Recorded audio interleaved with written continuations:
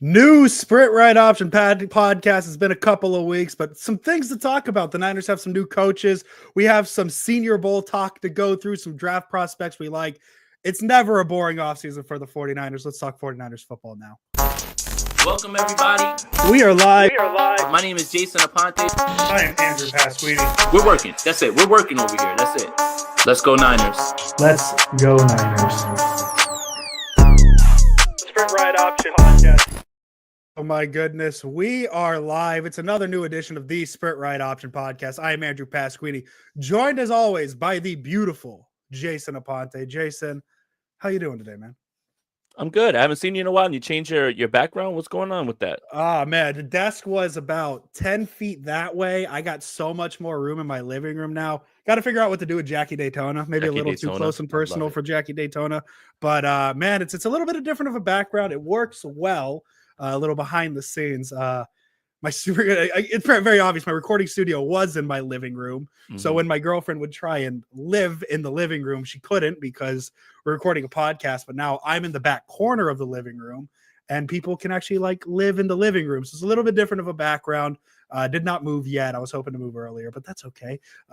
New background though, Jason. I'm excited. It's a new off season for the 49ers and it's just started. We've just got underway and it feels like a lot's gone on and we got a lot to talk about.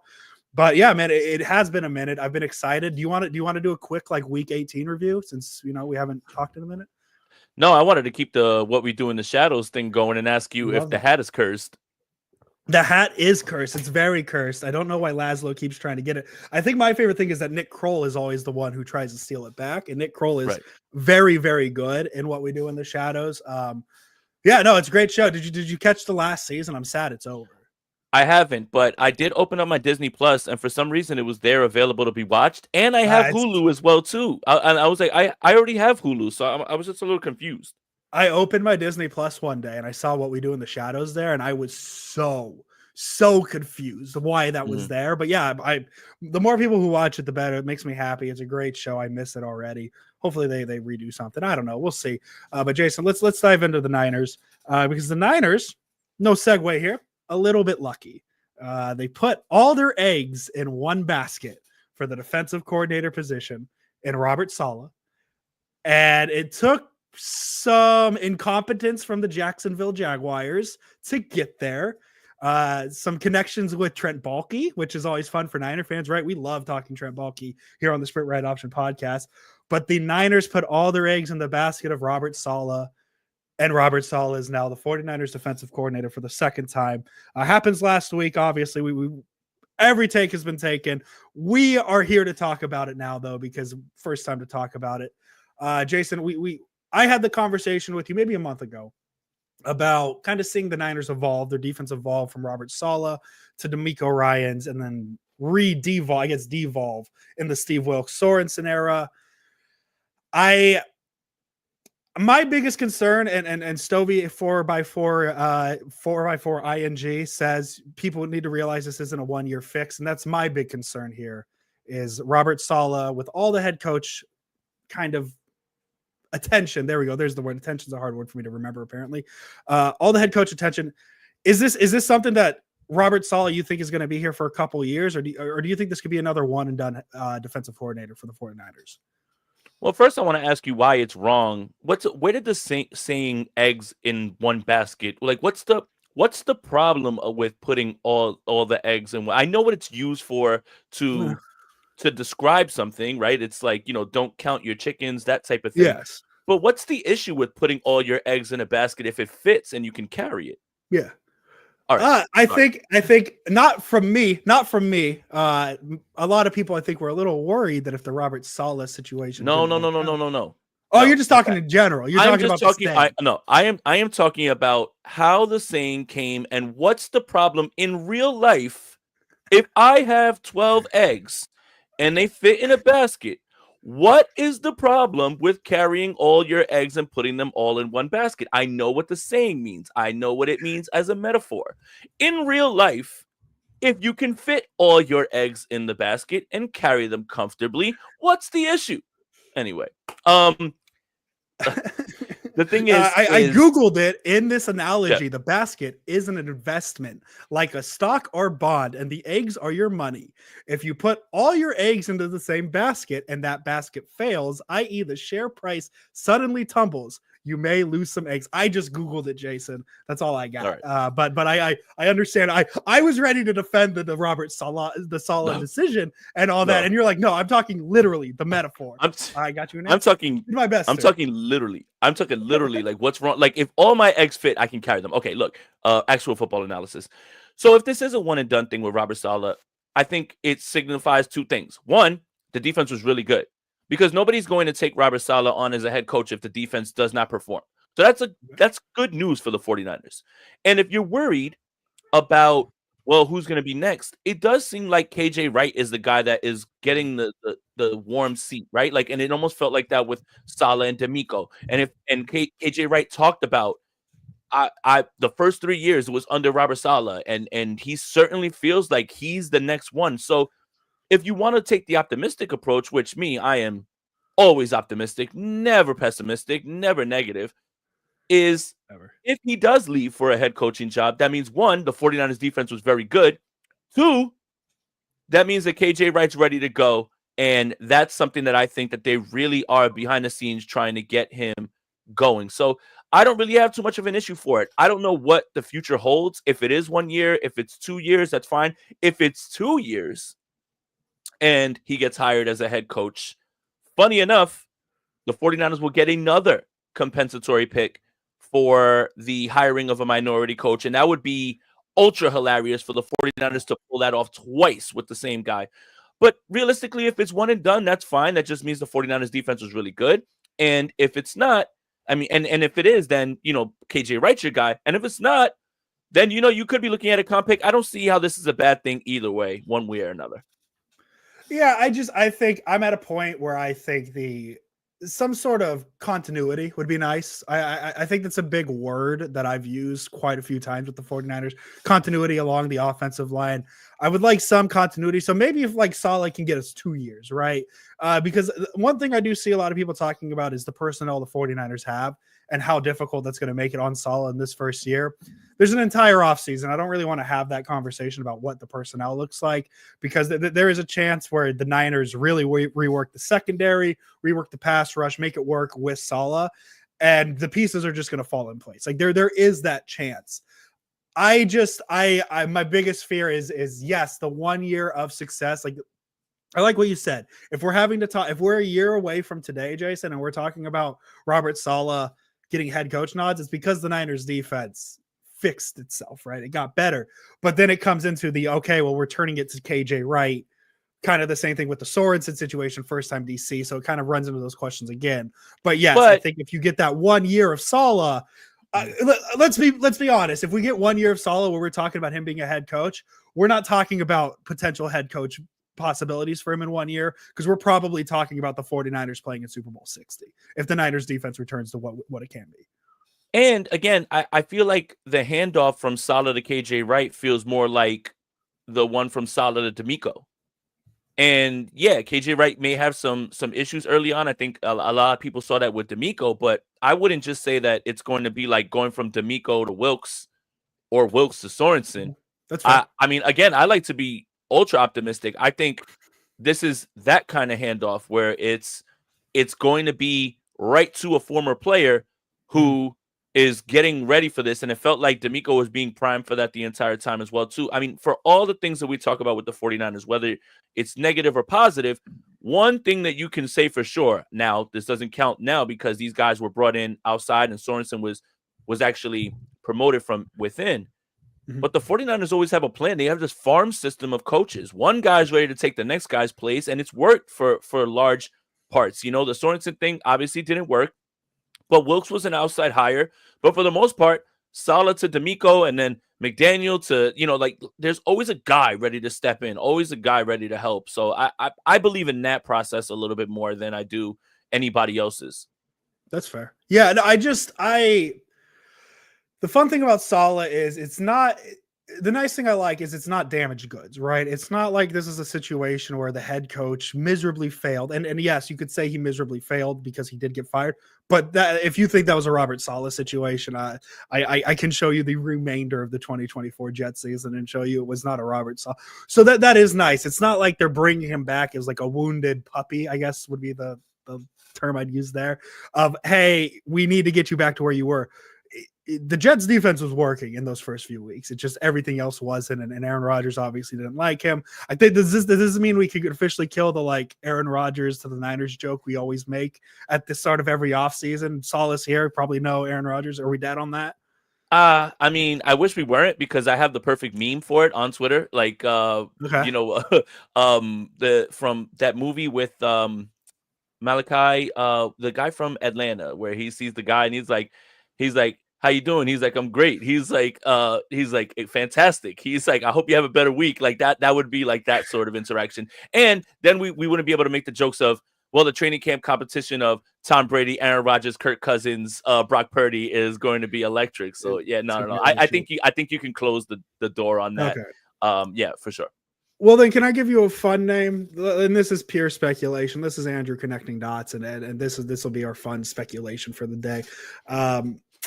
Sauce Gardner. Niners might need a cornerback. I don't know what the situation there. I know there's been some, like, maybe he's unhappy, maybe he's not. But then again, what NFL player is happy on a team that sucks, like that type situation? But there is that connection, and I think the Niners. It was a name we talked about a couple years ago, with the potential idea of trading Deebo Samuel for one of those Jets picks. Maybe a guy you get is Sauce Gardner. Again, this is just Andrew connecting dots, not there. Do you think there's a play there? Because the Niners are probably going to have a need at cornerback. I know they have Lenore and they have Renardo Green. I don't know if Charvarius Ward is coming back. That doesn't sound like a situation at nobody's fault that's going to work out, unfortunately. The Niners are going to have a need there. That was the first name I thought of with Robert Saleh. Apparently the first name he thought of was Brant. I can't read Bayer. You know, that was the first name that came up in his mind. I was thinking maybe Sauce Gardner, maybe a wish list item, but what do you think about that?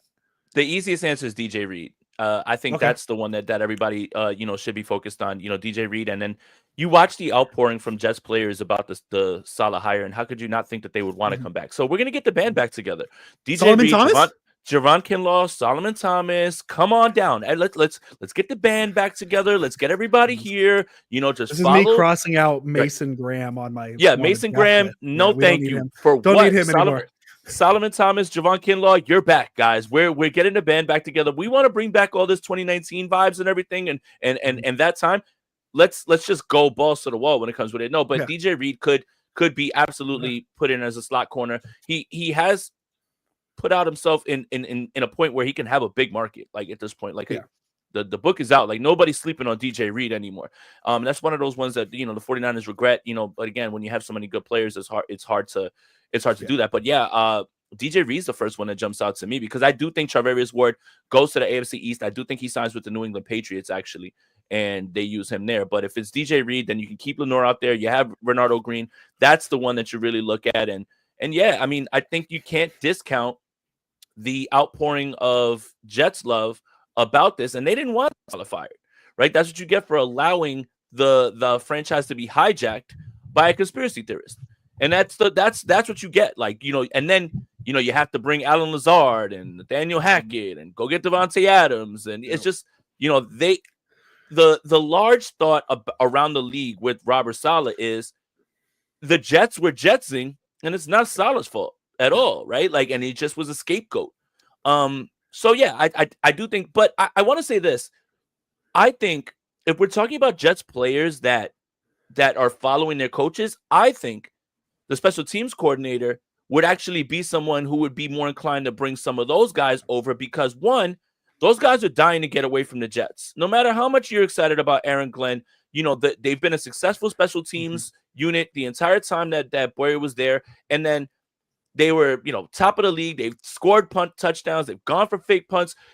Don't discount the fact that they're like, hey, coach, we love you. We can go over there and play for this team that should be right back where they're supposed to be, with a fourth place schedule and everybody back. And I think those players, those special teams players that were there and were successful with the Jets, are more inclined to join the Niners than all of those defensive players with Saleh. But there is speculation. Jeremy Fowler talked about the guy who led the league in tackles this year. Their linebacker, Sherwood, has been linked there as well, too. So there is going to be this, I guess, exodus of players who just follow Robert Saleh.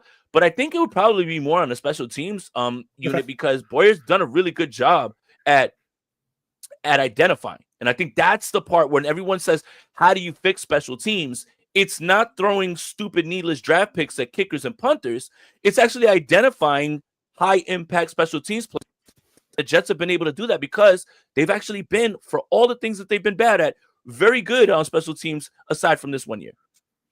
Yeah, and let's transition to that because that is the other big news. The Niners do have a special teams coordinator. It is Brant Boyer. I promise I got his name right. I just can't read my own handwriting. It's Brant Boyer. It comes from the Jets. He was the Jets special teams coordinator from 2016 to 2024. Colts assistant special teams coordinator from 12 to 15. Comes with Robert Saleh.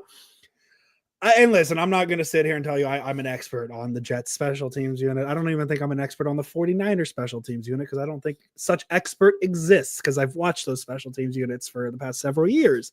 But what I will tell you is NinersNation.com wrote what we learned from the 2024 49ers series a couple weeks ago. One of the things I talked about was special teams needs a hard reset. And by hard reset, I didn't just mean getting rid of Schneider.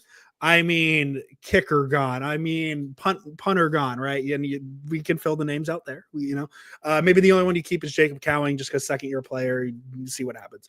And this was mainly in response to the idea of Nick Sorensen returning to the 49ers as the special teams coordinator.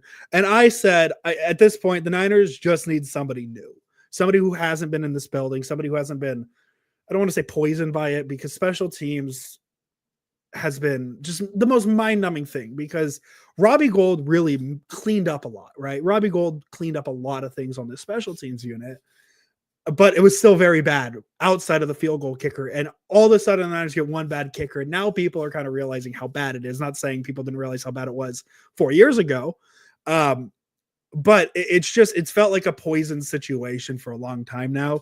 And bringing somebody in who hasn't been a part of this organization at all.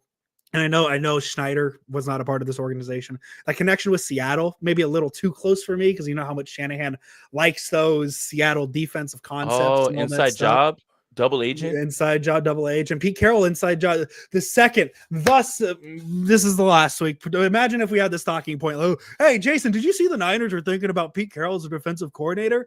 Oh, yeah, we did. Oh, Andrew, what do you think? I think that Pete Carroll is using that leverage to try and get a head coach job because he sees that Bill Belichick could get a head coach. And then 2 days later, guess what, Jason? What happened to Pete Carroll? The Raiders. The Raiders, which, by the way, very fun little wrinkle to the Jim Harbaugh, Pete Carroll. Oh. We don't want to talk about John Harbaugh and what he knows right now.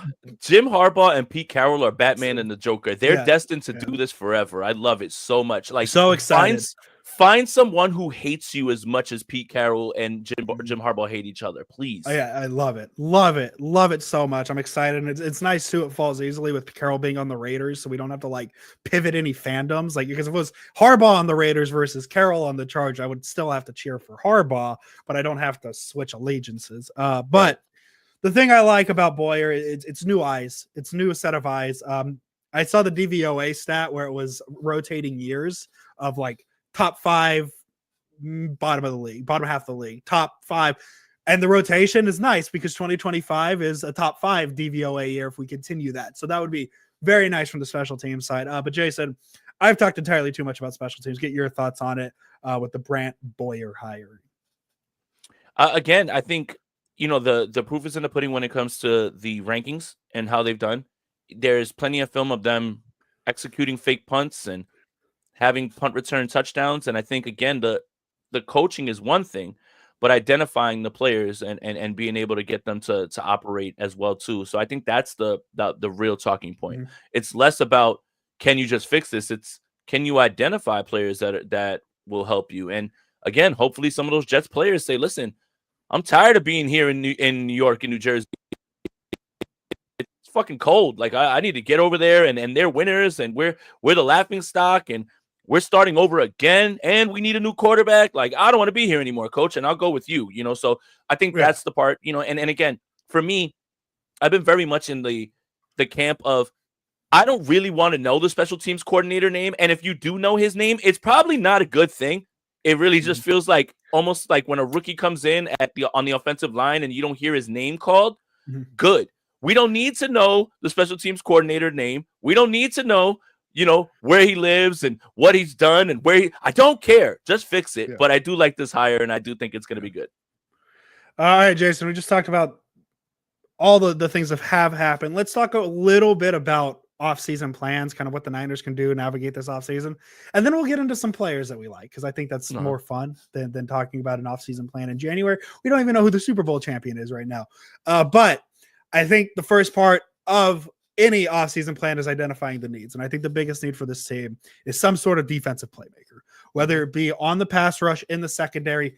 Do not give a shit where it comes from. I think it should be on the defensive line, just because I think I'm sold as of January 31st. This is going to rotate, and it's already kind of has rotated. I'm sold on the idea of at 11 taking a pass rusher just to get somebody else in there, get a rotation. I looked it up. The Niners, the fewest amount of players recorded a half a sack this season in the Shanahan era. Only 9 players on the Niners had half a sack, at least half a sack. They need some sort of depth there. Whether or not the first round right now, I would prefer it in the first round, but just some sort of depth. Offensive line, a big talking point. I think we'll discuss that at length throughout this offseason, Jason. I think some answers are within the house. I think some answers are outside of the house. Secondary is a big one. That will linebacker is a big one. Receiver might be a sneaky one. I know some people talked about receiver is one. The receiver is I'm in between on it, because I think if you strip away a lot, which we'll add that back here in a second, if you strip away a lot, the idea of Brandon Ayuk, Deebo Samuel, Ricky Pearsall, Jawan Jennings, very good. But then you add okay, well, Ayuk's coming off the ACL tear. Samuel is kind of what's going on with Deebo. It can be a need. That's why I'm saying sneaky. I like to look at it at glass half full that Ayuk will be fine. But yes, I think it can be a big one. And we have a few. Ahead. It's less about Ayuk being fine, because I think he can. It's just, when does he come back? Because if he comes back in week 12, that's fair. You know, like, you know, and like I think that's what it is more than anything. When you look at that recovery, let's just say we do a year out, that week 8 game with Kansas City is probably, you know, like is probably estimating it. So it's a little bit about insulating yourself as well too. So for me, I definitely feel like that. Do you think a massive contract to T. Higgins is that the answer to that one? My God, I have a plan to fix the 49ers, and here it is. Let's do it. Trade Deebo Samuel, trade Brandon Ayuk, sign T. Higgins, draft his brother. Bam. Okay. You're welcome.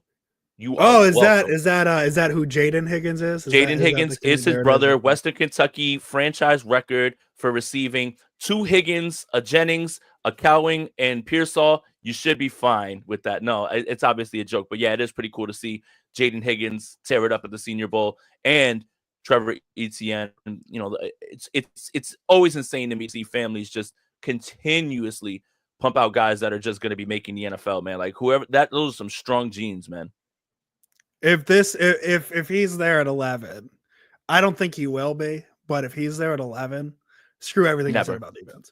Yeah, he won't be there at 11. He won't be there at 11, but if he McMillan's a dog though. If McMillan is there at 11, fuck everything I said about the defense. Get that guy, because that guy's a guy, but I don't think he's getting past 5. That's what I'm saying. Like, why do you need a defense if you can just, like, you know, sign Higgins and just go crazy on offense? Like, if we score 55 points a game, we just can't give up 56. I'm just kidding, obviously.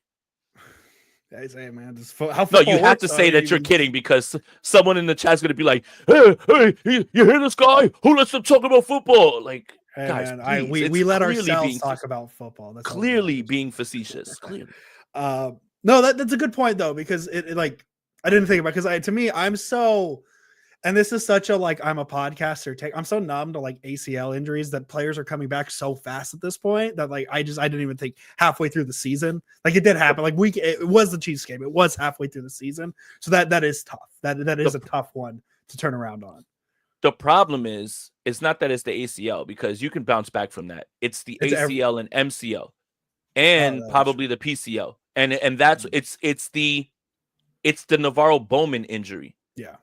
And On we all top of know that, he's a receiver who relies on right, cuts a lot. Yeah. right. That's so again, if you're estimating his return conservatively, or like as let's say week 10, it could be longer than that. I mean, obviously you see him, and I'm not a doctor, you see him, he's walking without a brace and certain things. Okay. But when it's that many injuries, and I think it was some doctor that pointed out that it's like this is the kiss of death, all three ligaments in the knee. That's what scares you more than anything. That's right. So insulating yourself and then possibly setting yourself up for a move with Deebo Samuel, because I'm of the mind that as long as this recovery timetable is still not known, Deebo Samuel is going to stick around here because Kyle Shanahan needs to be able to rely and know what he's got. Like, they're not going to ship Deebo Samuel off without knowing what's going to happen with Ayuk. If they had a definitive timetable that said Ayuk's going to be back week 4, week 5, perhaps. But with the uncertainty and, he's part of the clique, the Cabo clique, I just don't see it. And that's the problem. It's unfortunately because of the Ayuk injury, it's probably made them lean closer to keeping Deebo Samuel. And, who knows, what's going through their heads right now. But again, we don't know as long as the timetable is off, the 49ers should absolutely be looking around at wide receivers in this draft, possibly in free agency, other ones as well too. So I don't think that you can go next year into it with just Deebo Jennings, maybe Ayuk whenever, Pearsall Cowing, and then what? Chris Conley and no, you can't do that. You've got to address. Yeah, you've got to address this. So you got to address it either in free agency or in the draft. I like that. Okay, that makes that. And now I've turned my brain, and now I got to think receivers again because I was maybe personally left hand up there. I say minimizing the injury of. It's over, Andrew. The season's over. Stop. Their season over. Thank God too. Left hand up. No, but that's okay. No. Let's see here. So we talked. Let's see. D-line, offensive line, secondary. Oh, I think you want second tight end / fullback. It's kind of I'm going to say interchangeable because Kyle Juszczyk's future kind of feels up in the air, not necessarily because things that happen. He's not going it's just anywhere. What's happened in the past. Was that? He's not going anywhere. He'll agree to a smaller contract to stay. Yeah, and so last year there was some friction between that, it felt, and so maybe me speculating, but I don't know if you've seen there's a few tight end prospects that are getting people excited. Tyler Warren at 11. Tyler Warren at 11. Arroyo. I keep wanting to call him Christian Arroyo because I'm a Giants fan. Me too. Oh my God, I did that too. I don't know why. I was pointing it out to my friend, and I'm like, "Oh man, did you watch Christian Arroyo?" And he's like, "The catcher," and I was like, "Oh my God, I'm sorry, it's Elijah Arroyo." Elijah Arroyo, yes, Elijah Arroyo has been making a name. There's a few tight ends, like Gunnar Helm, Texas, a few of them out there. The other name, and I'm gonna finally unveil it, that I had been thinking about. I threw it in the chat about a month ago. I said I was not sober. And then Grant Cohn had to go write an article about it. I was very annoyed and sarcastically annoyed that Grant jumped on that. The Cam Scatterbo fullback idea, since Grant threw it out there, I'm going to just run with it now. It's not happening. 0% chance it happens. I will admit that. I don't think it happens. But watching him, I'm a very impressionable person, Jason. Watching him in that game at Texas and seeing him run downfield on some of those routes and how – I don't know how Kyle Shanahan passes that opportunity at fullback. Again, like if he even wants to play fullback, I doubt he does. This is all just Andrew talking out loud because Grant threw it out there, and like I wish I threw it out there first now because he threw it out there. But I think that's a fun little off-season conversation to have because it's not based on any reality. And he is a 49er fan, so we can add that to it as well too. Like with the thing with Tyler Warren is I don't think obviously he's not gonna get past the Colts in the first round. No. Like that's just not gonna happen. No. I think that's what they need to add there too as well. But yeah, tight end 2 would be really nice, honestly. But I present this to the chat and I present this to you, Andrew. Yes. If you think that the 49ers are going to go out there and look for a receiving tight end as tight end 2, you're probably mistaken. Yes. generally what this run game wants is a second tight end that's going to be on the field that's going to block. Yeah. We can dream up all the scenarios we want in our head of a 2 tight end set. We tried it with Jordan Reed and George Kittle, and then Kittle goes down and Jordan Reed's there. Yeah, we can dream of that all you want. It's not going to happen. Yeah. When you look at the personnel packages and the way the 49ers go on offense, they're not going to do that. They're not going to start doing that. I don't think that there's the next evolution in this offense is going to be from a second tight end being on the field. Yeah. And if there is a second tight end on the field, you can bet your ass he's run blocking. So, yeah, I mean, yes, they have to address it because if he does go down, you don't want to have to rely on Eric Saubert or Braden Willis, to be the guy. But, yeah, it is what it is, man. Like, we want this, but they don't give a shit what we want. They're just going to do what they want. Like, and I think that's the part about it that more than anything we should talk about. Colin John love ASU. Let's bring in Scat Attack. I'm there for the nickname Scat Attack. The second half of the idea I had, Jason, the full transparency. I definitely don't think, because I don't think this player is getting past 12 at the Dallas Cowboys, was the idea of a team, maybe not the Niners, but a team drafting Ashton Jeanty as running back and Cam Scatabo as fullback. That would be a very fun thing to watch. So that's where the idea came from personally. I don't think it's happening for the 49ers, unfortunately. Yeah, GNC is definitely, I mean, pack your bags for Dallas, pal. Like, I don't even see how this is even a debate. Like, get and when you consider the fact that Brian Schottenheimer is going to be there and the new offensive strategy is going to be going back to the Stone Age and running the ball 75 times, yeah, GNC, you're going to get fed until you throw up, man. You're absolutely 100% a Dallas Cowboy. It's January 31st, 2025, and my brain already has Jeanty in a Cowboys jersey and Colston Loveland in a Chargers jersey. Those are I've been going through mock drafts a lot lately, and I can put my watch next to Jeanty at 12, Loveland at 22. That's just what it is. So I'm enjoying the draft this season. Something about this year's draft process has been so exciting to me. I don't know, maybe it's just I'm personally carving more time for it. But I've been so into this draft process this year. Don't know why. I think it's because there's so many different ways. Averly, please turn it down. Thank you, baby. Because there's so many ways that the team can go about this. You can address it in the draft. You can address things in free agency. And there's no right or wrong way.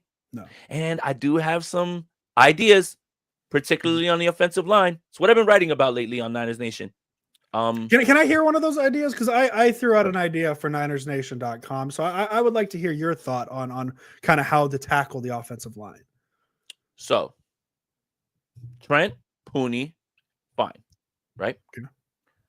McKivitz is serviceable given his contract. Remember, listen to what I just said. He's serviceable based on his contract. It's not like you're paying McKivitz a ton. Now, if you want to upgrade a right tackle, that's fine. Just know it'll cost. You still probably can get by with Colton McKivitz. But where you desperately need your upgrade is left guard and center. And here's why. Now, here's two ways you can do this. One, Drew Dahlman from the Atlanta Falcons. I think we all forgot that Matt Hennessy, who was the guy that Dahlman replaced in Atlanta, is on the 49ers after they poached him from the Falcons practice squad. So you got Matt Hennessy. You know, the Brendel thing's over because I think he's crashed and burned this season. You do the Dahlman thing, and then you have Hennessy, and you have two guys that are perfect in the system. By the way, almost 87% of the run blocking snaps in Atlanta were zone, and Dahlman was amazing. And his pass pro has only gotten better. I think what everybody gets nervous about is that he had that one game, the first game with Cameron Hayward. Cameron Hayward destroyed him, but he hurt his ankle. He missed a little time. But 26-year-old centers with their arrow pointing up are not growing on trees every day. So Dahlman, that's one. And if you guys love your former 49ers players, this son of a former 49er can actually play football. Two, you like that, right? Two, I do. Left guard. Now, Aaron Banks is going to get paid somewhere. Aaron Banks has been fine. It's nice to see them draft somebody who plays for a little while, you know, and stays. And they brought him in and, you know, he played. But I'm suggesting Tevin Jenkins. from the Chicago Bears, who is a free agent, and he's 26. The problem is that you can't throw money at both. So how do you do this? Do you throw the money at Dahlman as center? Do you throw the money at Dahlman as center and then go with Barch, Burford, and Zakel and just let them fight it out, right? Because Barch did play well. I don't want to gloss over that. Or you go with Jenkins and then address it in the draft as center, right? And then have your competitions. So I like throwing free agency money at one of these positions. And if you're asking me which one I would prefer, it would be center with Dahlman. But I don't hate the idea of Tevin Jenkins, who had his best season of the year this year, has allowed 11 sacks over 4 seasons, 1,313 pass blocking snaps. I don't know if you guys know math, but that's really good. And for a Bears line that gets their ass whipped all the time, it's not Jenkins. He's the one that doesn't. So you address this in free agency with one of these positions. Yeah. And if you're asking me what's more important, it would be center, because when the 49ers have a competent center all the time, and I know that they almost won the Super Bowl last year with Brendel, this offense is far more efficient. And think Weston Richburg, who they signed to a 5-year deal when they first got there, right?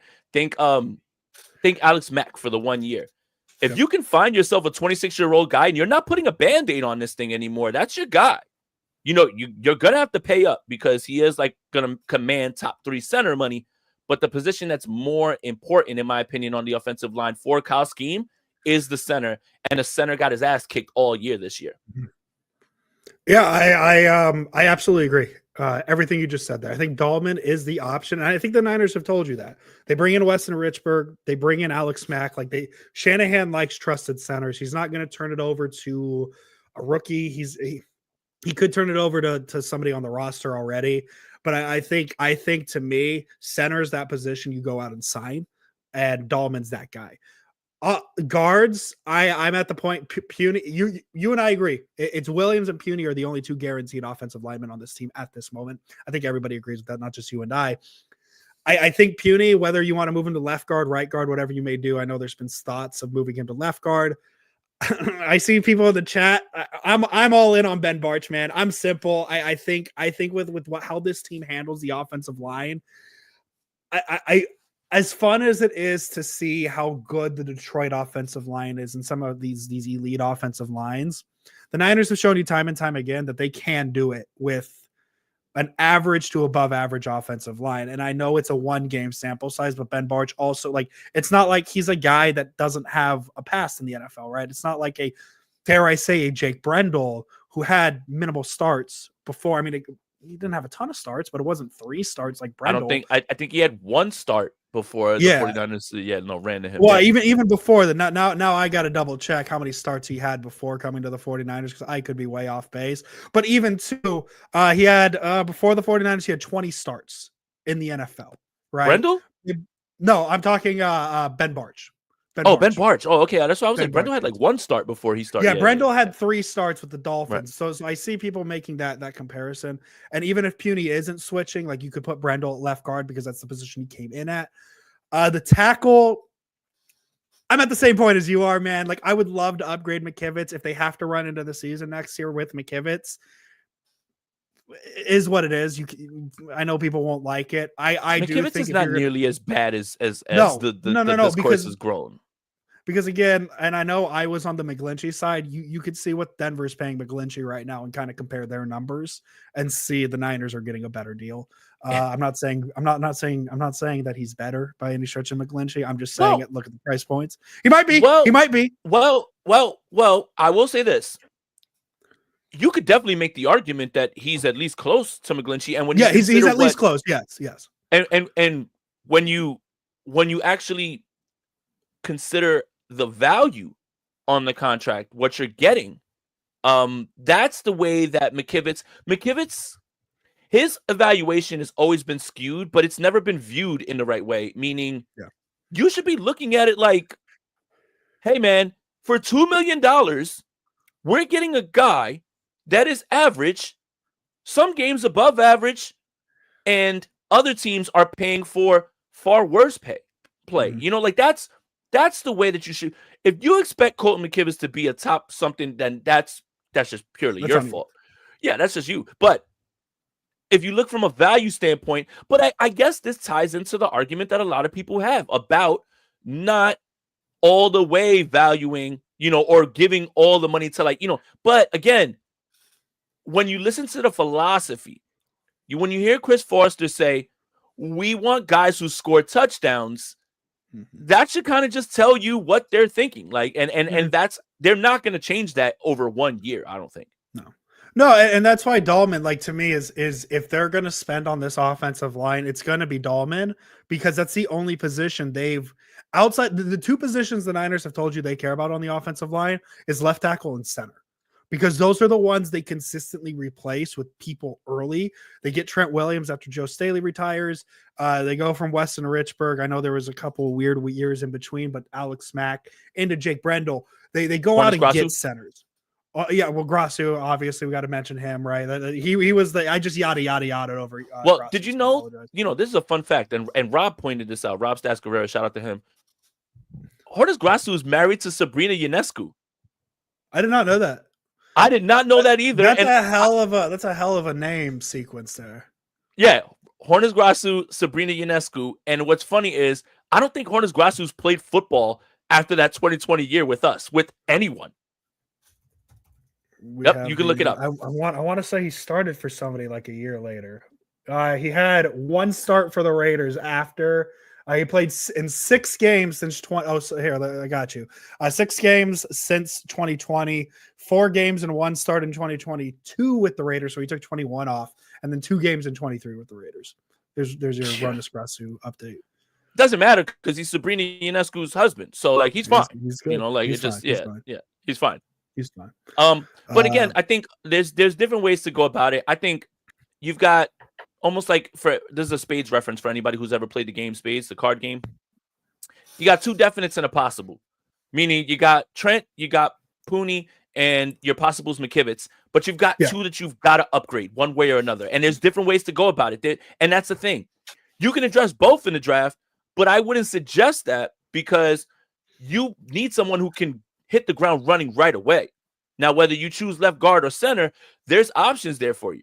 Tevin Jenkins is your left guard shot, and center is Dahlman. And if you have Dahlman, then I think that's the one that you really target because center is so important for this team, and he's done so well in the zone blocking scheme, and he's up there. The names that are above him as far as grades at center are Creed Humphrey and Ragnow and like Linderbaum. Like those are the best in the league. And again, when you consider everything else, his arrow's pointing up because he's gotten better each year with pass blocking. He's still not a incredible pass blocker, but he's an incredible run blocker. So yeah, I think Dahlman. Yeah, perfect. Well, there's some offensive line talk, Jason, a little deeper than I thought we'd get into, but there's so many options for it. I'm sure we'll dive in a little deeper here and there in the offseason. Niners will give some answers as the times progress. Hey, we're about 45 minutes now. You wanna watch some football? Yes. Oh my God. We turning this into a tape podcast? Oh, yes. Well, you're going to turn it into a tape podcast. I'm going to turn it into I watched this and I was impressed by it. And I'm not going to explain why because I don't know why, but I just liked it. So here we go, Jason. Who do you want to go with one of your guys? Or do you want to start with one of mine? I want to start with one of the guys that impressed me. And I want to piss off the chat. Can we do both? Is the name I'm thinking of a name of a former 49er? Cover your ears, 49ers fan. There was a wide receiver out there who was actually really good, and his name is Kyle Williams from Washington State. My goodness.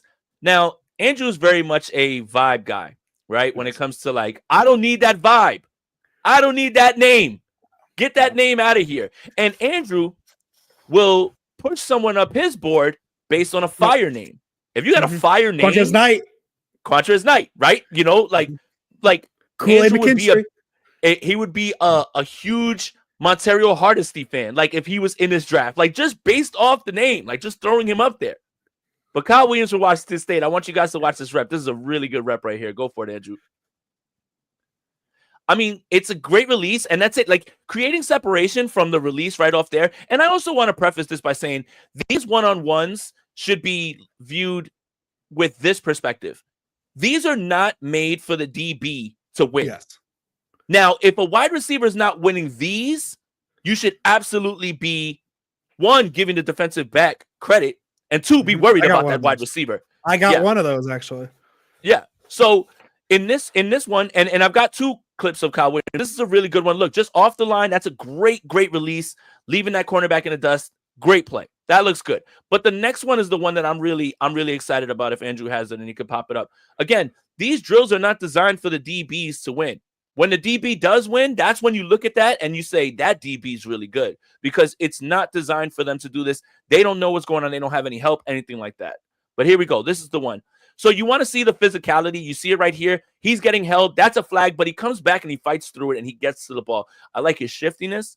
I like his short area speed. I like his release package. This was really good right here. Again, he's 31's doing a great job. Got his hand on him. That's a flag, but it still winds up being a catch. Playing through contact, playing tough. Kyle Williams from Washington State. I know we don't like the name. I really enjoyed watching him play. He was one of the more polished receivers that I was watching this week.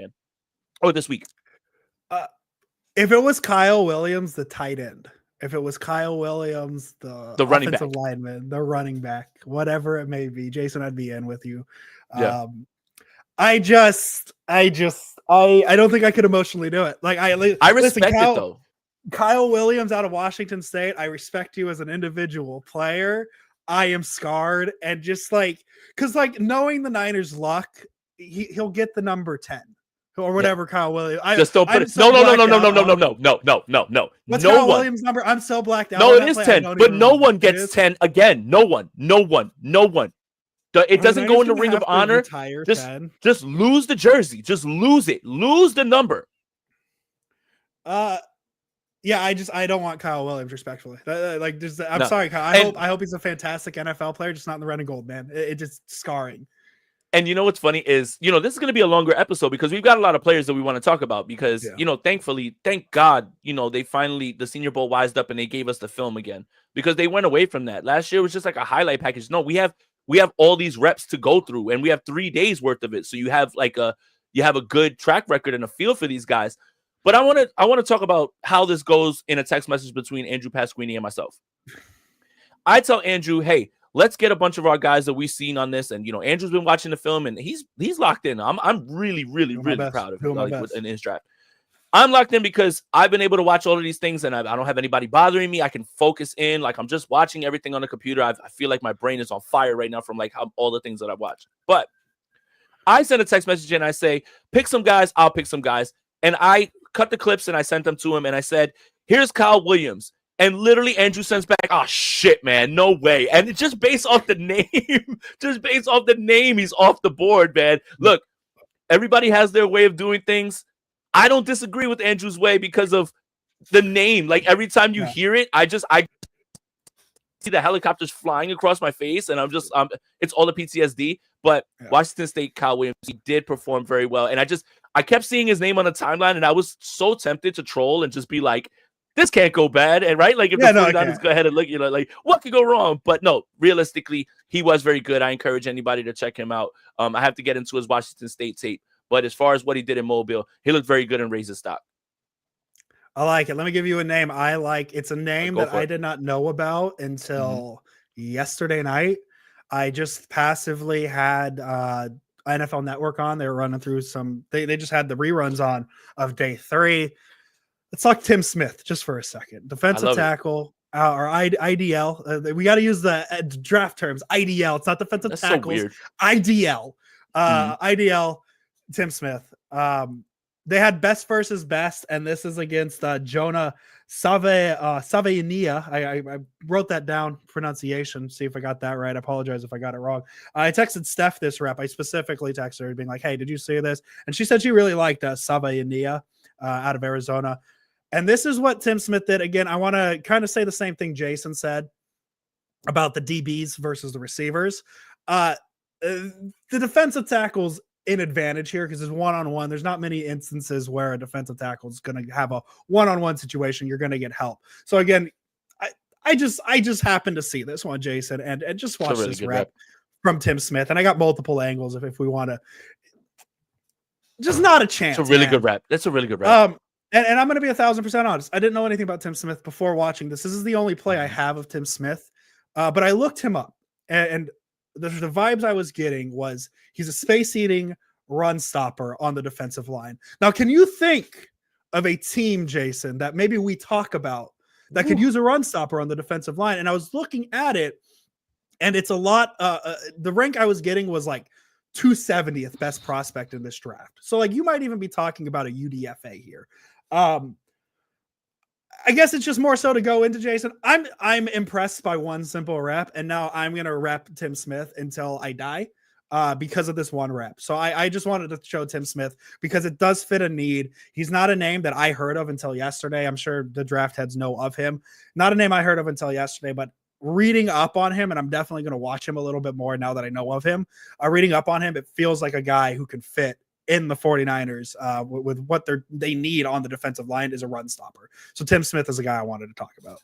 Off that one rep, I'm moved. I'm convinced. That's it. Yeah. Just go ahead and get him, man. No. That's an incredible rep. I mean, I really have to give Andrew credit because he watched the big boys, and the reason I'll get into it, I just enjoy watching wide receivers and DBs. That's the thing that I enjoyed diving into that, right? But I understand that wide receiver is probably further down the list for needs. It's just what I enjoy watching, right? Like I enjoy watching it. So I really have to give Andrew credit. That's a great rep. There were a lot of great defensive linemen. Obviously, Mike Green is somebody that the funniest thing to see on social media, i.e. X or Twitter, whatever you're calling it, is people like, remember the name, Elijah Arroyo. Dude, everyone's been talking about him this entire time. Like, you're not, remember the name, Mike Green. Yeah, well, do you want to remember the name Cam Ward? Like, everybody knows. There's a two-way player. Have you heard the name Travis Hunter? Watch out for Travis Hunter. I think like that is the most almost insufferable thing on Twitter right now. It's just, you need to watch Mike Green. I've been trying to tell. Stop it. Stop. Like, like everyone's talking about these guys. You're not brave. You're not, going out on a limb here.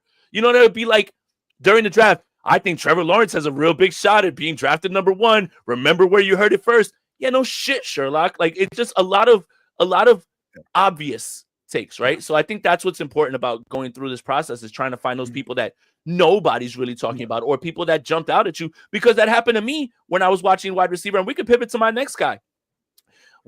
This happened to me as soon as I popped on the national team tape for the wide receiver and DBs. The first play that really jumped out at me was from Jalen Noel. And Iowa State, they had 2 of their guys, Jalen Noel and Jaden Higgins. They're both popping off. And Steph interviewed Jalen Noel, and he talked about Brock Purdy. Before you run the rep, let me just run through this. And he talked about when he played with Brock Purdy, he had nothing but glowing things to say. And the 49ers did meet with this young man, Jalen Noel. I want you to watch this rep because I'm going to give you my player comp when the play is over, but I just want you to watch the adjustment. This is a catch that'll be made on Sundays. So go for it, Andrew, when you play it.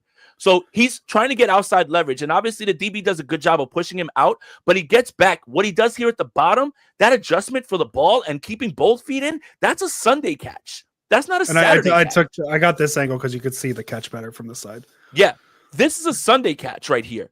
This is a Sunday catch. Look, turn, boom. That's a Sunday catch. That's one that's going to be made on Sundays. I hate to keep saying that, but the player comp and what I see DJ Moore here. He's not exactly huge. He's still going to be able to be tough at the catch point. Jalen Noel was probably one of the most solid guys the entire week through all 3 practices, and the 49ers met with him. So, again, if you want to connect the dots in a different way, you can look at Iowa State, knows Brock Purdy.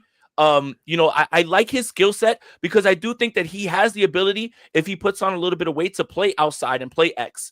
But those kind of ball skills there at the end, at the catch point, that's impressive, man. And the young man was pushed off his route a little bit, got to get a little bit stronger. But at the end of the day, catches are catches, and when you make them, I think he's a little bit more like DJ more than people are giving him credit for. Jalen Noel is somebody who really impressed me, and that was the first rep when I opened up the tape where I was just like, holy shit, who is that? And I had to go look him up. So obviously I'm going to dive into him on Iowa State, but the young man was showing out as much as he could. I'm watching this back now, and I know we're talking about the receiver here, but this 18, that's a hell of a throw. A hell of a throw. Oh yeah. And that is he only put it where only Noel could catch it. Taylor Elgersma out of Laurier. I've never heard of that college, but that's better than Jalen Milroe. Throw. I saw it. Dude, oh Jason. Man, look! I know we're not in on quarterbacks, and we don't have to talk about him. But oh my God, is he not good? I saw a mock draft that put him at 6 to the Raiders, and I've never closed a mock draft so fast in my life. Do it. Never. I mean, the Raiders might do it. So bad, dude. I felt so bad because I was watching the American team and I'm like, oh, that's great separation. And then the ball's 12 feet over his head. And I'm like, oh my God, Jalen Milroe, like, what the hell are you doing? Jalen Milroe. Great play here, though. Jalen Noel, good in college football 25. Jalen Noel, though, is who we're talking about there. That's a hell of a play. Jalen Noel. And something small, too, that I like, too. Like, they're college players, obviously, right? So, like, 1 foot in. It looked like no issue there getting both those feet in. And then that's something that I'm assuming college teams teach them just to be safe, but it's a talent. It is a legitimate skill. Not many receivers can do that, and he's doing that in the Senior Bowl or in Senior Bowl practice, so that's good. Jason, I got one of those reps that you were talking about that when a DB makes it, it's really impressive, yes. And that's what it is. This was another one. I was just watching it yesterday. I got it right here. This is we got the rosters. Brandon Adams out of UCF against Chimere Dike. Out of Florida. And this is just exactly what I like. Like this maybe, I don't know if Niners like him. I don't know, but this is what we're talking about. Receiver should win this, right? It's 1-on-1. You're on an island. And it's not that this is a touchdown or not. And look at this. This is freestyle for the receiver on what route he can run. And watch Adams. He never loses him. Uh-huh. And then guides him out of bounds. And you can't see it. The ref throws his hat on the ground. He guides him out of bounds. Even if the receiver catches that ball, that's a penalty. The ball, it's dead. And again, it's 1 rep, right? Yeah. But to me, that is so impressive. Gets him outside, knocks him outside of it, off of his route. And when DK tries to adjust it, he gets him out of bounds. And that, like, to me, opposite of the Tim Smith route or the Tim Smith rep we just showed, where it's, hey, that defensive tackle is in that position of power. The receiver's in position of power here, as we just talked about with Noel and the one before. This is an impressive rep for me. Brandon Adams, huge shout out. I like it. Niners could use a cornerback. Another name that might find his way into the NFL. That's just good spatial awareness. But I gotta say, can you pull that back up real quick? I just gotta say, and this is not a knock on a DB, but I was seeing so many of these like ridiculous TikTok releases from these receivers and like the way that they're trying to get themselves open. Like, what is this receiver doing trying to dude, it's taking too long. It's taking too long. What are you doing? Like, you that's not how you're taught to get out of your break, right? Like it just looked bad. Now, give the corner credit right there because of understanding where he was on the field and knowing all that. But my goodness, how many times did I watch a receiver literally just like dance right there in the front and like try to like do, and I'm just like, you're never going to get that off on Sundays. And you barely are getting it off right now in the Senior Bowl. So yeah, that something is off right now with the way that they're teaching these kids, how to get out, get off and release. These kids are on their TikTok too much nowadays, Jason. Damn kids.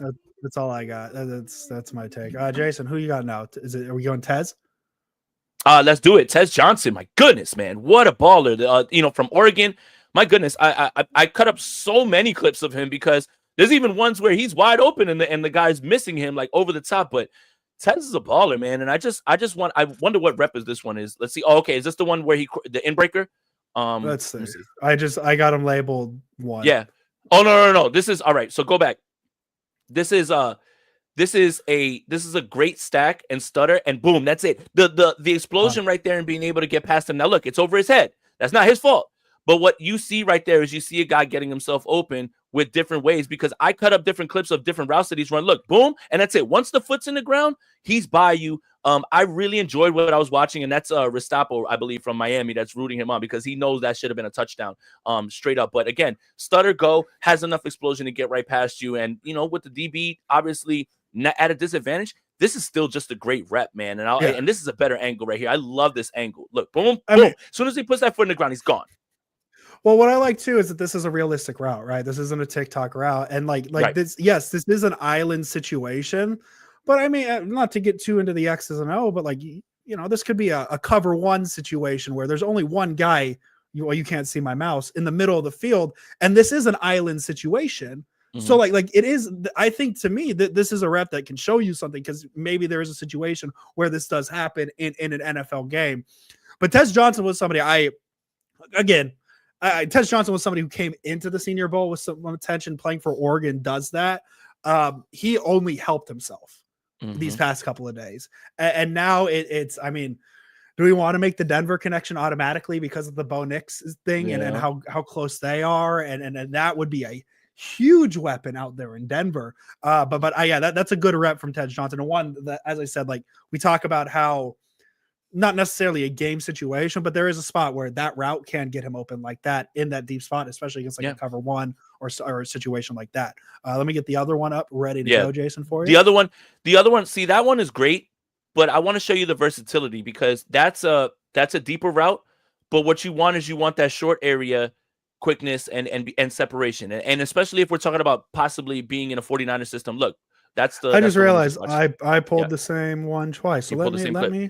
You teach talking Taz. I'll get the other. No, we're good. So the short area stuff, right? Can you get yourself open in a phone booth? Like that type of stuff. And I think he showed a lot of that too. It's just all his versatility that I was blown away with every time that I watched him. It always felt like he was always in a good position, no wasted motion, anything like that. Like he knows how to get himself open.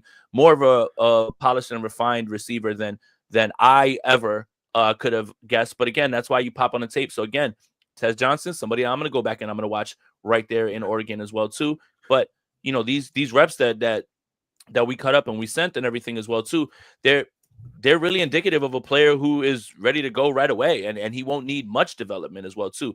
And as far as the Denver thing, Denver should sign Chris Godwin and stay away from this kid. Like I think you sign Chris Godwin, you go with Franklin, and you keep Sutton and go, and like what I'm saying, like just leave him alone, man. Like don't do that. Did you find it?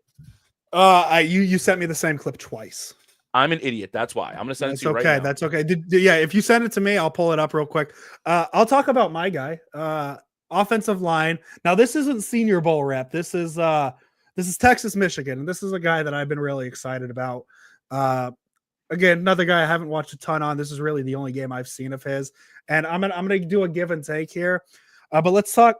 I lost my note, but it's Williams, right tackle. Cameron Williams out of Texas. He's a right tackle. He's up here. This isn't probably the best angle to. Perfect. I'll grab that really quick. But here he is. This is against Josiah Stewart, 6.5 sacks, 13 tackles for loss this season. Our guy Cameron Williams is right here. And just watch him hold this. Watch him hold Josiah Stewart here, and not hold. Like holding is bad. But watch him win this pass rep right here. Look at this. How many times have you seen a Niners right tackle get blown up by that hell of a throw, hell of a catch by Bond there? But how many times have you seen a 49ers right tackle lose this specific kind of ball? Slow it down real quick. Let me see it. Slow it down, because there's a lot going on there. They run an exotic stunt. Like, I mean, I just see number one, like he's all the way on the other side of the field. Yep. Ooh. I think it's a nice little pass block rep. I don't know. I feel like maybe I'm a Niners fan and I've seen that right tackle get beat on that plenty of times. That's one I like. The other one I really liked here, just another simple win for Connor Williams. And then let me give you the bad from Connor Williams in this game. But let me pull this up. Or I keep calling him Connor Williams because I know Connor Williams. It's Cameron Williams. I'm not good with names, guys. It's Christian Arroyo. It's Connor Williams. It's just all bad here. It's Cameron Williams. But again, just right here on this tackle, this is against TJ Guy, 5.5 sacks, seven tackles for loss. Again, I just think this is a nice little a nice little pass block win. Takes it. It's nothing impressive. What I liked is how he finished it. You see it better on the this angle here. He puts him in the ground, pancakes his ass. So I liked it. It's a good little rep. He puts him in the ground. Nothing too crazy there. However, props to Andrew for watching the big boys. I love it. Thank you. I just watching football. But let me give you 4 things specifically that happened in this Texas game from our guy Cameron Williams here. Here's number 1. There's a false start. I don't have a quick way to do this, but essentially he gets called for 4 penalties in this game, Jason. 4 penalties. I tried to put a little compilation together, but that didn't work. Here's another one. Can't do that. Here's a different penalty that we got. This is going to be a different angle.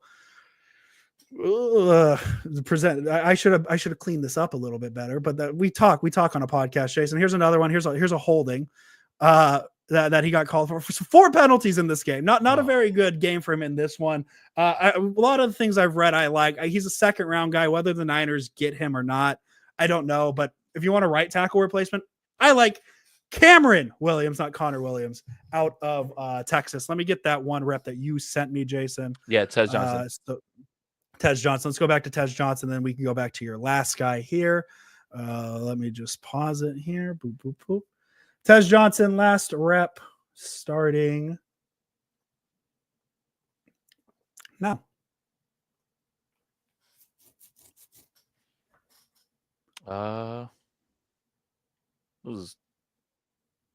It's too late. Go back. It came up late for me. Oh, it came up late. Here we go. This is the back angle. This work. Yeah. This is just great. I just love the release package. Excuse me to the step, and I say boom, and then I can create the separation right there at the end on the break, man. It's just, again, being able to understand exactly how to get yourself open. I mean, when you watch it here, you're watching him basically shift the player exactly where he wants him to go, and then when he breaks it off, he just creates a separation on his own. That's the type of stuff that when we talk about a Kyle Shanahan offense and we're like, oh, he's schemed open, this is a guy that gets himself open, and he has different ways of doing it. We showed you the go route, boom, no wasted motion. That's not a TikTok route. That's actually him, moving his feet and setting up the defender, understanding that's savvy right there. And I was blown away by this young man. I don't know if the 49ers are going to have him, but look at that. Like that separation right there might as well be a mile. Like in the NFL, like that's a mile, that you'll never get that open, but I mean, you just understand that he knows what he's doing. Look, and then boom, puts his foot in the ground. Look how far away, and he's just continuing to separate, right? So yeah, man, Tez Johnson blew me away, man. I was really impressed with him. Something that helps too, Azare Thomas is against him, another player who really helped himself. Very good cornerback as well, very good cornerback. So, and where'd he go to school? Florida State University. Florida State. I'm a little biased to him. Did the 49ers get another cornerback from Florida State last year that ended up pretty good? Maybe go back to that well a little bit. I had a mock draft last night, Jason. I believe I got him in the 3rd round for the 49ers. So there's one. And Jason, I believe you got one more receiver here you want to show. Let me stop sharing my screen. And that is Jaden Higgins. We already talked about him a little bit earlier in the show. And here's one of his reps. Mm-hmm. Boop, boop, boop. Both the Ohio State guys, they went crazy. And I think there's Iowa State, yeah. Let's see. It starts late for me. Oh, I got you. I'll keep it. Let me know when you see it. I see it. I see it. Boom. Yeah, just look at that separation. Like just being able to get past him that early. I want to see it from this way because I want you guys to see the reverse angle. Here it is. Like this is insane. Damn, it stuttered for me. Go back. Just start again because it just as soon as he was about to release it, was the video or was it his stutter step? No. Whoop. Don't love that all the way. The start, the stop, the start, the stop. But again, he has the speed and everything as well too. I think when you get into more and more of his clips, you'll see a lot of plays like that where he's just finding himself open. Higgins and Jalen Noel, they've got to be up there as like big risers, especially they went to the same school. But my goodness, 31, I think that's the same guy that Kyle Williams got the play on. So I mean, he's having a rough time, and he was having a rough time here in these drills. But man, Jaden Higgins again, sign his brother and draft his brother, and bam, I fixed the 49ers. No, but Jaden Higgins and Jalen Noel, man, Iowa State, man, they They were hooping, man, and they were very good, and they it's very evident. They popped right off on the tape. What have the Niners had any success recently drafting a guy from Iowa State? Is there anybody else they would have possibly that I could think of? Oh, Brock Purdy, last pick. The only problem is that Higgins transferred from Western Kentucky because he's the franchise leader for yards in it. But Jalen Noel played with Brock Purdy, and I implore you guys to check out on Steph's YouTube, the interview that they had and what he had to say. I mean, nobody ever has anything bad to say about Brock, but if we were doing you got to get Christian Watson if you're going to get Trey Lance, then why are we not doing this with Brock Purdy? All right. Because I was so sick of that goddamn narrative, and he's not good. He's ungood. I pushed that memory out from my brain. Man, that was a fun time in 49ers Twitter history, man. Hey, man, did you see how good Joe Burrow and Jamar Chase were together? The Niners should try and do that. But bear with me here. Instead of players from LSU, do it in North Dakota State, and it'll work. Nothing against North Dakota State. Great football program, Division II football program. But yeah, that was always it worked because Joe Burrow and Jamar Chase are freak athletes. Had nothing to do with them playing football together. And every single LSU wide receiver is great. Like even today, even Brian Thomas coming out. So yeah, it's a little bit different. But yeah, I just since we're talking about draft, I just remember that. So you've got to get Trey Lance, Christian Watson. No, you don't. You don't need either of them, I don't think, at this point, So yeah. I got one more player to show, Jason Aponte. Mm-hmm. And it's bad timing because my girlfriend just got home, and I'm gonna get really fucking excited for this guy. And you want to know why I'm gonna get really excited? Because I have a pin that says the school he went to, because I went to this same school. Let's talk Jackson Slater out of where? Sacramento State University. Stingers up, baby. Graduated from there. Stingers up. We're doing it. And look at this. This is I got the name here. Tyrion Ingram Dawkins. That helmet, that is the University of Georgia. That is an SEC school. That is the best conference in college football. Talk your shit. Big Sky, future Pac-12 school. Mike Vick was almost the head coach. Wish it was. But there's no way a Big Sky offensive lineman is going to stop an SEC pass rusher. Let's see what happens here, Jason. Let's find out what happens here when Jackson Slater. Oh, you want to try and swim? No, I got you. You're not getting by me. You could try that little swim move, but it's not going to work because I went to Sacramento State University and you did not. That's just how it is. Look at this rep, Jackson Slater. Oh, you're not impressed by a pass rusher from the University of Georgia? Well, let me give you a worse school in Ole Miss and a player who might be a first-round pick. And this is Ole Miss SEC against he jumps offside for God's sake. He's not ready, but the Sac State guy, he's calm. Jackson Slater against the potential first-round pick. And let's see what the Sac State guy does here. Oh, just nothing. Like it's nothing. And Jason, I'm not the biggest Sac State football fan. I went there. Sac State football, Marte Matu last year for the Patriots. That's SEC versus Big Sky, and the Big Sky came out 2-0. Jackson Slater, welcome to the San Francisco 49ers. We could use you, buddy. I just had not too often I get to talk Sac State football. No, you're good. You're good. I look again.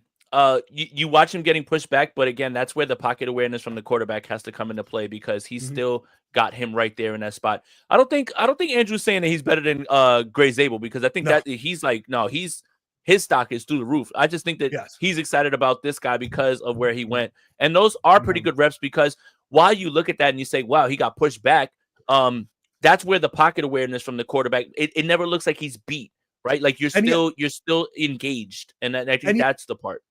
It's not, he gets pushed back, yes, but it's also too like the counters to the moves. Like those are SEC. Again, schools, especially with the transfer portal, like schools kind of have balanced out a little bit where talent can go to different places. But like those are SEC's moves. He doesn't see those too often, right? In the Big Sky, respectfully to the Big Sky. But he's out there countering those high-end moves. Like Walter Nolan is a projected first-round pick. He's going to be a first-round pick, and he did really well too. Like so, don't get it fucked up. Like he was just like he was getting beat the entire time. So yes, he is getting pushed back in those, but it's more like look at the counters to those elite moves that they're being put on him. And he went to the Big Sky School, so like that's Jackson Slater. If the Niners can find a way to get him, kind of like Marte Mapu last year, where I was like, listen, Sac State till I die. I went to that school, but to see a guy like Jackson Slater get attention at the Senior Bowl is exactly what the Senior Bowl's for. Because I mean, what attention is Sacramento State getting in anywhere really outside of the 15 minutes where Michael Vick was their football coach? I was gonna say that was as a kid who grew up watching the Atlanta. By the way, D'Angelo Hall as potential Niners secondary coach would be sick because I grew up a Falcons fan. I was a kid. Niners weren't very fun to watch as a kid, so I went to Michael Vick. Boy, but the 15 minutes, I don't want to say how sad my life is on this podcast, but the 15 minutes where Michael Vick was Sac State's head coach might have been the greatest 15 minutes of my life. Okay, that's how cool it was. But no, a shout out Sac State, shout out Jackson Slater.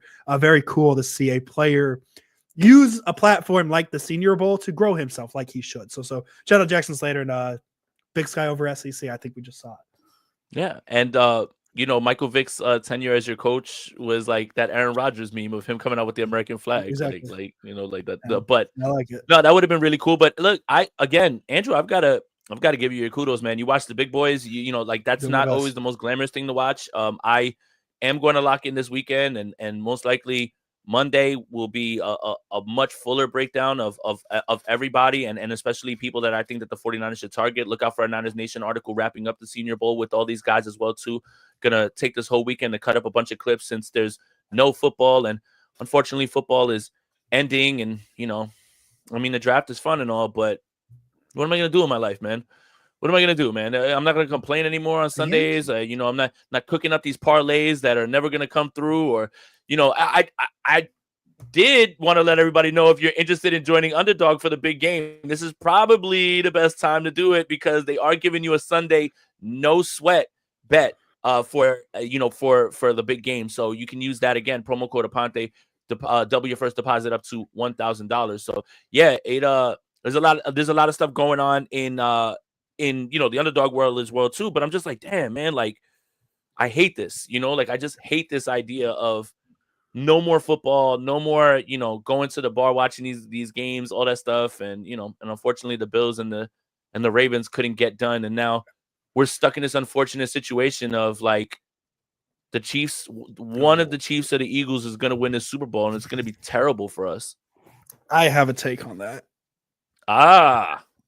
If you're a Niners fan, you should be cheering for the Chiefs. I know that's hard to say. I agree. Very hard to say. But let me give you the reason. There's only one team right now that has been beaten by Patrick Mahomes in the Super Bowl twice. That is this team right here. If the Eagles don't win this year, and it was a fan base that was very mean to us, and I'm okay. Oh, they're still mean to us. They're very mean to us about this, and I could not think of anything funnier than the Eagles joining the Niners as the two teams to lose to Patrick Mahomes twice in the Super Bowl. I understand the Chiefs saying I'm not as angry at the Chiefs as a lot of people are because the Chiefs beat us in 2 Super Bowls. I don't like them. I got yelled at by Chiefs fans last week. Maybe I'm just a little sensitive about that. Still, they were very mean to me because I implied that Mahomes gets calls that other quarterbacks don't. But that neither here nor there, Jason. Neither here nor there. But yeah, I think if you're a Niners fan, you want misery loves company, dare I say. Right. And I know a lot of Niner fans don't like Eagle fans, and I think a lot of Niner fans would enjoy Eagles fans being as miserable as us.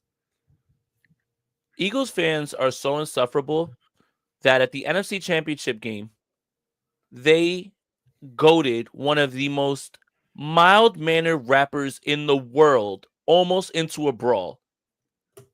Rapper Wale. I love Wale, who is not a big guy, not a big boaster, was getting antagonized by Eagles fans to the point that he wanted to run the fade. Yeah. And I'll say this. It's absolutely true that you should be rooting for the Chiefs because the Eagles are they're still yapping. They're still yapping, right? But the best scenario would be that Kendrick Lamar wins only. And I'm rooting for him and SZA. After that, I didn't even know that there was going to be a football game at the Kendrick Lamar concert. So, look, I'm going to enjoy this last game.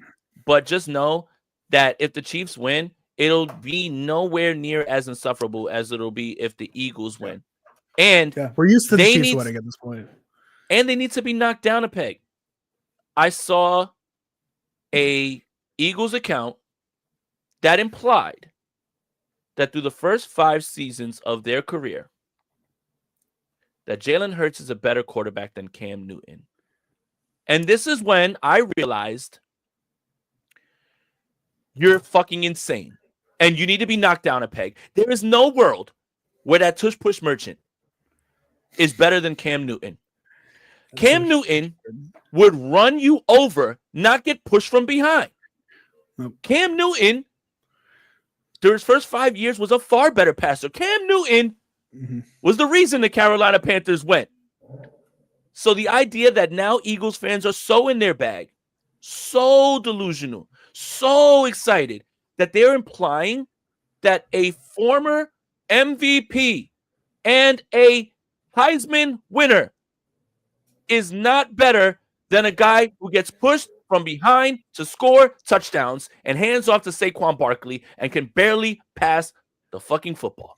So I need them to be knocked down, and it'll be really cool if Jalen Hurts lost another Super Bowl, because that is one of the most insane takes I've ever heard in my life. And anyone who feels that way, I hate to say it, but you should probably stop talking about football and just move on to another sport.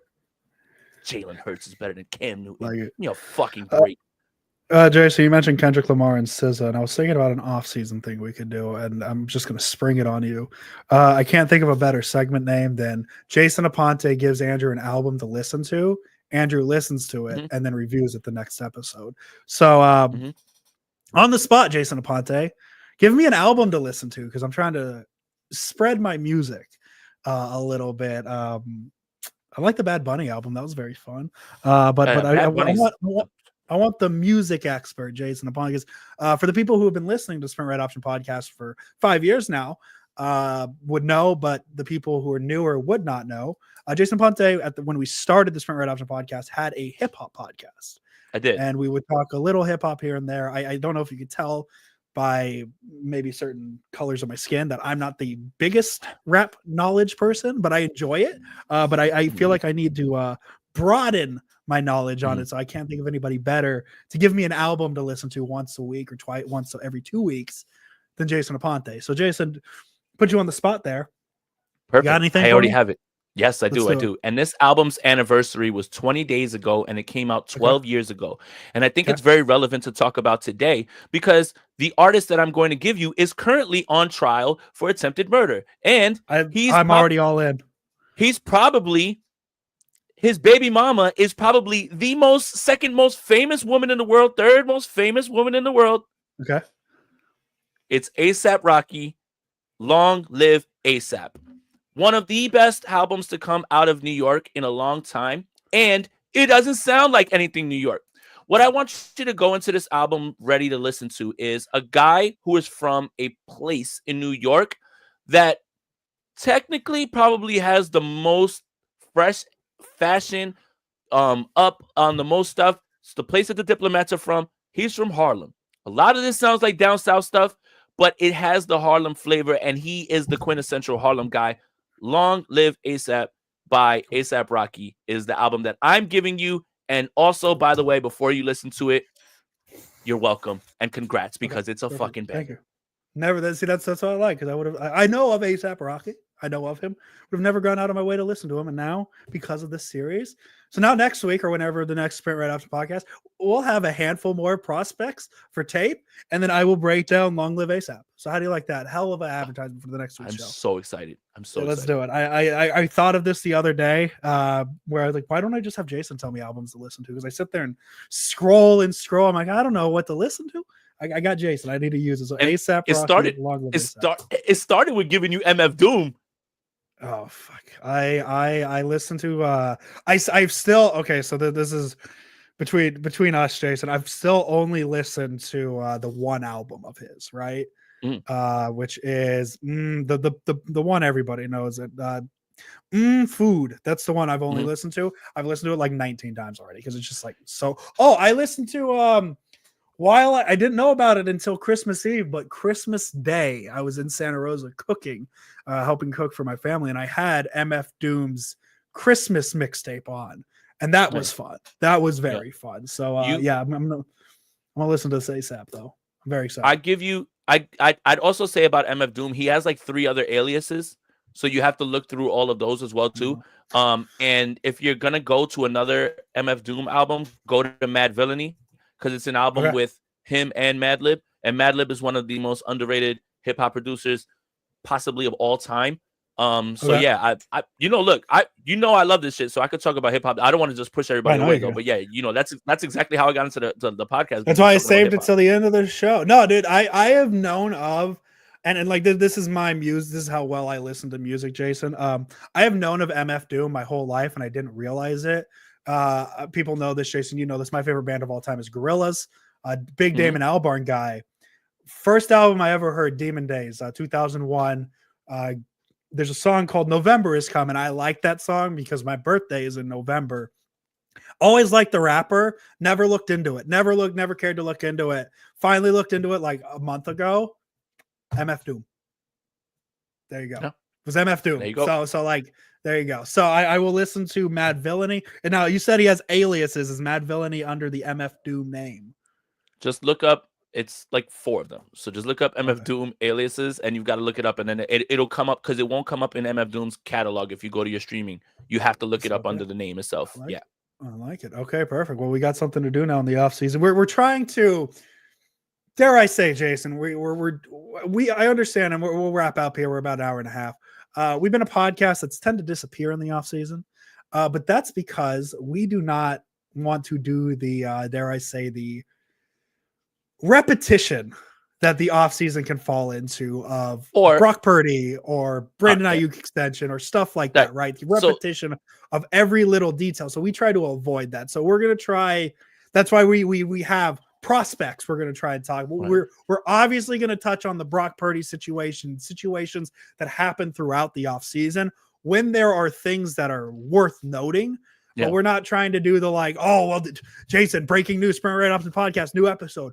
Brock Purdy unfollowed the 49ers on. We're not like, that's not what we're trying to do. We're trying to give content that's fun. So we're going to do a little fun things in the offseason this year too.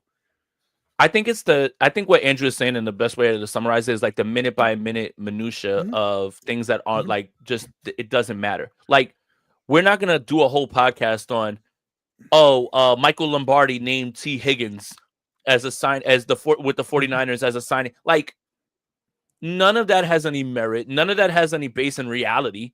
And it doesn't need to be explored. So I'd rather say nothing than just, churn out the minute by minute stuff. Like, what if Tennessee traded for Brock Purdy? That's never going to fucking happen. Who cares? And why would you talk about that? So that's what he means. Turn it down. Yeah, so we're gonna try and give you fun Niner content, but we're gonna give you non-Niner content because also something that listen, 90% of the show is going to be Niner content. We're not going to just throw it at, but Jason and I, we like other things too. So in the off season, it'll be 85% Niner portions. There's a Royal Rumble tomorrow we could talk about next week. Hell yeah. Like there's other things going on that we want to talk about. So in the off season, it'll be Niner centric, obviously, but we're not going to be afraid to break into other topics. So I have a prediction for the Royal Rumble. Like it. Let's do it. CM Punk wins. That's what I'm hoping for. The other hope is it's John Cena. I hope John Cena wins. I think they telegraphed that one. Yeah, you're right. I was never a big John Cena fan growing up, but now as an adult, new appreciation. If they give John Cena everything he wants this last year, I'd be totally fine. Give him a title shot. That'd be cool at WrestleMania. Well, give him a title shot. Dare I say, Jason, it starts tomorrow night at the Royal Rumble. The road.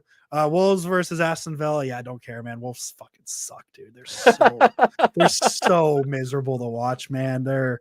I'm just honestly, man, I'm hoping that Matthias Cunha is still on the team on Monday, and I'm just hoping they don't get relegated. But I'll watch them tomorrow. They'll lose 3-0. It'll be the same shit I've watched for the last 6 months this season. So there's my thought on the Wolverhampton Wanderers. But Jason, we're going to get out of here. Hour and a half. We've been talking for a bit. It's been fun. I've enjoyed it. We talked about some prospects. That was a great episode, Jason. I loved it. As always, Jason Aponte. Let's go Niners. Enjoy your weekend. Dare I say Jackson Slater?